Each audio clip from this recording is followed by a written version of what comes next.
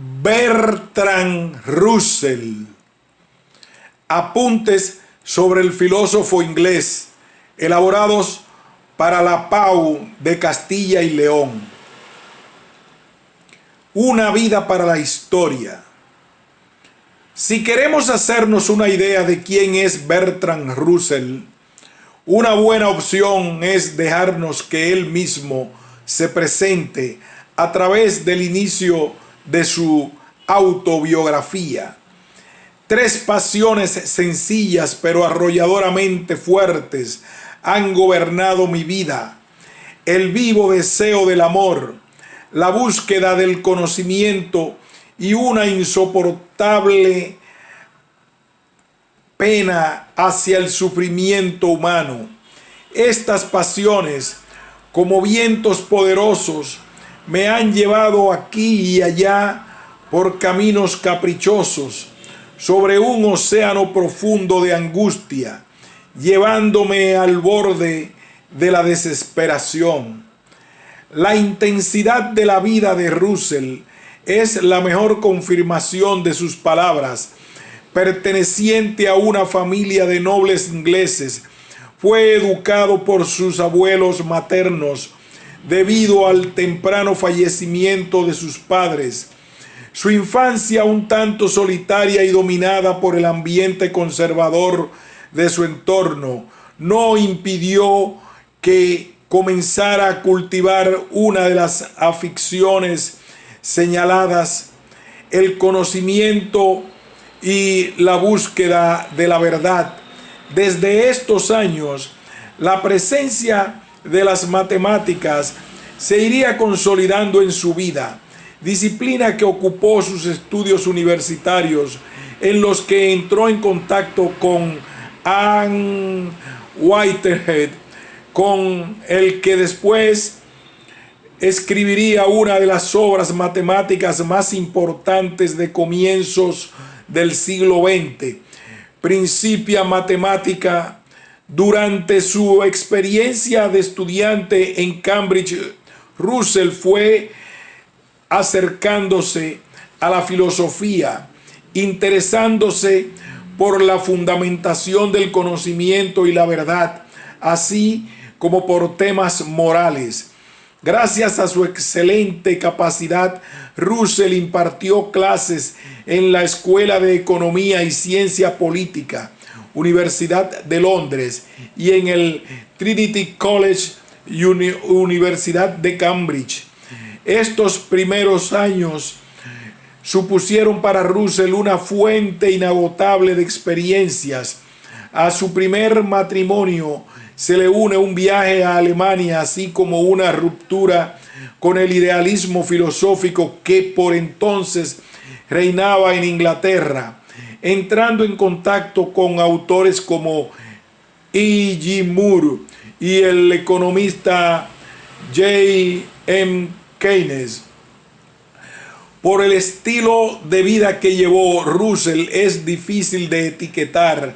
En estos primeros años predomina su interés por la filosofía de la matemática, por la filosofía del lenguaje y por el intento de expresar las leyes matemáticas como principios lógicos. Todo ello con el desarrollo del empirismo como trasfondo. Sin embargo, estos temas se acompañan por preocupaciones económicas y políticas. Estos intereses prácticos se dejan notar más en su vida que en su obra inicial. Durante la Primera Guerra Mundial, su encendida defensa del pacifismo era escandalosa e inaceptable, por lo que se vio obligado a abandonar Cambridge. Por si esto fuera poco, fue juzgado por escribir un artículo crítico contra el gobierno y la guerra, con una condena de 6 meses de cárcel. Al finalizar la guerra, Russell visitó Rusia y China, entrevistándose con personajes como Lenin e impartiendo clases en la Universidad de Pekín. A su vuelta, Russell no contaba con el apoyo del mundo académico, ya que se ganó la vida escribiendo libros de carácter divulgativo sobre cuestiones científicas y filosóficas. En los años anteriores a la Segunda Guerra Mundial, Russell continuó su activismo político con un matiz importante respecto a la Primera Guerra Mundial. Si bien siempre estuvo a favor de la paz, abogó por la intervención armada contra los nazis, en tanto que la amenaza que suponía el fascismo para el mundo era superior respecto al daño de la guerra. Durante los años de la Segunda Guerra Mundial, Russell impartió clases en universidades norteamericanas, pero en Nueva York fue apartado de la docencia por considerársele moralmente inadecuado. El motivo de tal calificativo fueron las ideas sobre la sexualidad humana que Russell expresó en uno de sus libros, Matrimonio y Moral, escrito en 1930. Varios intelectuales de la época, como Einstein y Dewey, escribieron textos a favor del filósofo inglés.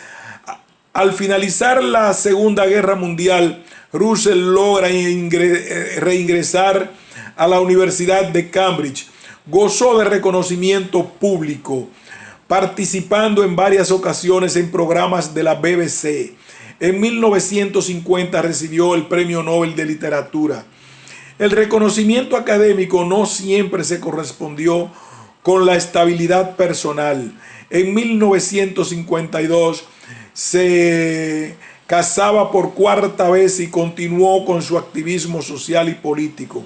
Mantuvo en todo momento la crítica frente a intervenciones armadas, guerra de Vietnam, y fue uno de los mayores impulsores de los movimientos en contra de la Guerra Fría y del peligro de una guerra nuclear, llegando a convertirse para algunos en un referente moral y la auténtica conciencia de su tiempo. Por poner algunos ejemplos, el manifiesto Einstein-Russell de 1955 logró el apoyo de algunos de los científicos e intelectuales más significativos de su tiempo. En 1961 fue condenado por sus protestas antinucleares a 2 meses de prisión, que finalmente se redujeron a 1 semana. En la última década de su vida, aún tuvo tiempo para crear 2 fundaciones pacifistas y de carácter humanitario: la Fundación para la Paz Bertrand Russell y la Fundación Atlántica para la Paz. El último texto que escribió antes de morir condenaba los ataques israelíes en territorios palestinos. Como se ve, la presencia de Russell en muchos de sus acontecimientos históricos de su tiempo le convierte en uno de los personajes a través de los cuales acceder a la historia del siglo XX. A esta circunstancia se le une el carácter general de su filosofía, las críticas que desde su juventud planteó al idealismo dominante, le acercaron a los empiristas británicos Hume, Locke, etc., así como a la tradición utilitarista y liberal de J.S. Mill. Su teoría del lenguaje, atomismo lógico, trata de evitar los términos abstractos, llegando a buscar en los primeros años un lenguaje en el que el error y la ambigüedad no tuvieran cabida.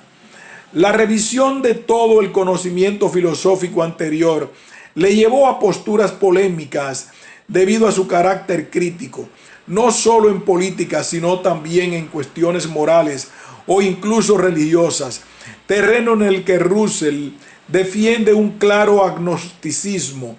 Bajo su pensamiento se deja ver una clara defensa del ser humano, el pensamiento libre y una confianza en el progreso de la humanidad. Un buen ejemplo de esta presentación general nos lo ofrecen las últimas líneas de su